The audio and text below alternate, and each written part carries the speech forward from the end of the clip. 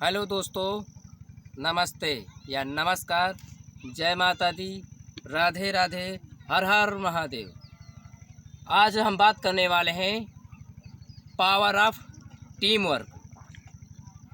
एक समूह की ताकत। एक समूह की ताकत क्या है? किसी भी वस्तु को एक स्थान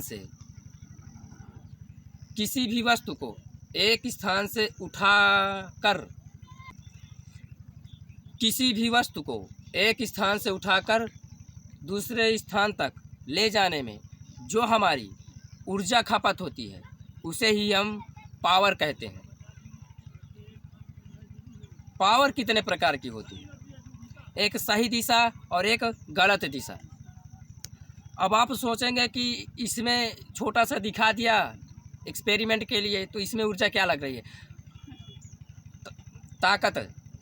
जैसे एक 10 पसेरी का, माना 50 केजी का कोई वजन उठाना है, उसमें जो ताकत लगती है उसे ही क्या कहते हैं? पावर। अब ये तो छोटा सा है तो इसमें ताकत कम लगेगी, इसमें बल कम लगेगा। ताकत पावर कितने प्रकार की होती है? 2 प्रकार की, एक सही दिशा और एक गलत दिशा। जैसे उदाहरण पे दरवाज़ा खोलना, जैसे दरवाज़ा खुलता इस साइड से है और खोलेंगे हम इस साइड से, तो क्या खुलेगा? नहीं खुलेगा। जैसे अब खिड़की ऐसे खुलती है और हम उसको खोलने पे, जैसे दरवाज़ा लगा है और खोलना ऐसे है, हमको ऐसे करके और उसको हम खोलेंगे ऐसे करके आगे को, तो खुलेगा? नहीं खुलेगा। इसीलिए पावर का सही उपयोग कैसे करना चाहिए? सही दिशा और गलत दिशा। उदाहरण के तौर पे है, जैसे दरवाज़ा खोलना ऐसे चाहिए, पर अगर खोलेंगे ऐसे तो नहीं खुलेगा, तो ये गलत दिशा, और ऐसे खोलेंगे तो ये सही दिशा है। अब बात करते हैं टीम की। 2 या 2 से अधिक व्यक्ति अलग अलग जगहों से, अलग अलग स्थानों से और अलग अलग रंग रूप और अलग अलग गुण धर्म वाले हों और अलग अलग जगहों से आए हों, और जिनका सपना, मकसद, लक्ष्य एक हो, उसे कहते हैं टीम। उदाहरण के तौर पे है, जैसे इंडिया क्रिकेट टीम।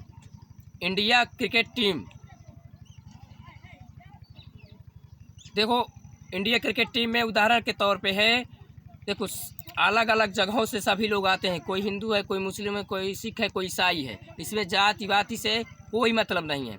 अलग अलग जगहों से आते हैं, अलग अलग स्थानों से आते हैं, और उनका अलग अलग रंग होता है, रूप होता है, और उन सभी का मकसद और लक्ष्य क्या होता है? अपने पूरे इंडिया को, अपने पूरी टीम को जिताना, अपने पूरे भारत को जिताना, अपने पूरे भारत देश को जिताना। उसे को क्या कहते हैं? टीम। क्योंकि सभी एकजुट होकर काम करते हैं उस पर। टीम में 3 चीज़ होना जरूरी है: टीम योजना, टीम का तालमेल और टीम भावना। अब टीम योजना क्या है? योजना की डिफिनीशन पहले भी है, पर अभी भी बता रहा हूँ मैं। 2 या 2 से अधिक व्यक्ति किसी खेल या कार्य के बारे में आपस में विचार विमर्श करें और उसमें से जो निकला हुआ अंतिम निर्णय या निष्कर्ष हो और सभी लोगों की पूर्ण सहमति हो, उसे ही टीम योजना कहते हैं। और टीम योजना एक से नहीं, बहुत सारे से बनती है। एक व्यक्ति योजना बना नहीं सकता, 1 2 से अधिक होंगे, उसे को क्या कहते हैं? टीम योजना।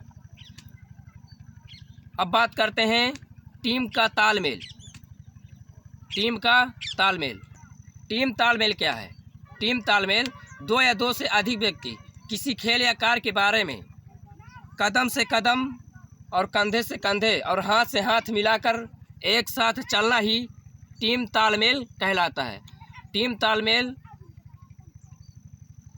बहुत सारे व्यक्ति होते हैं, कंधे से कंधे और हाथ से हाथ मिलाकर और कदम से कदम मिलाकर एक साथ चलना ही टीम तालमेल कहलाता है। जैसे इंडिया क्रिकेट टीम वाले करते हैं ऐसे। इंडिया क्रिकेट टीम वाले। प्रोफेशनल में जो आप देखते हैं बहुत सारे स्टाफ होते हैं जो एक साथ तालमेल से अपना काम करते हैं, कदम से कदम और हाथ से हाथ और कंधे से कंधे मिलाकर चलते हैं, उसे ही टीम तालमेल कहते हैं। बात करते हैं तीसरे पॉइंट की, टीम भावना। टीम भावना टीम का एक प्राण होता है।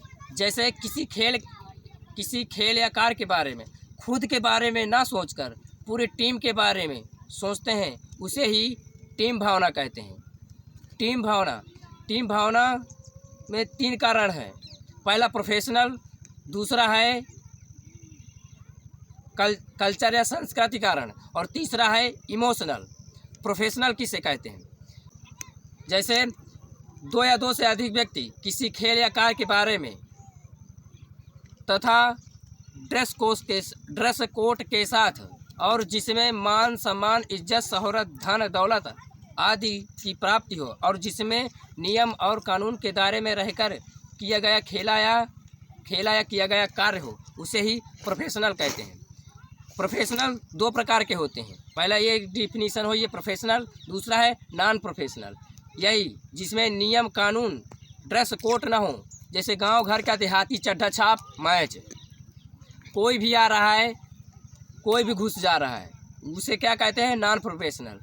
2 या 2 से व्यक्ति जिस किसी खेल या कार्य के बारे में तथा ड्रेस कोड के साथ जिसमें मान सम्मान, इज्जत, शोहरत, धन दौलत आदि की प्राप्ति न हो और नियम और कानून के दायरे में न रहकर किया गया खेल या कार्य हो, उसे ही नॉन प्रोफेशनल कहते हैं।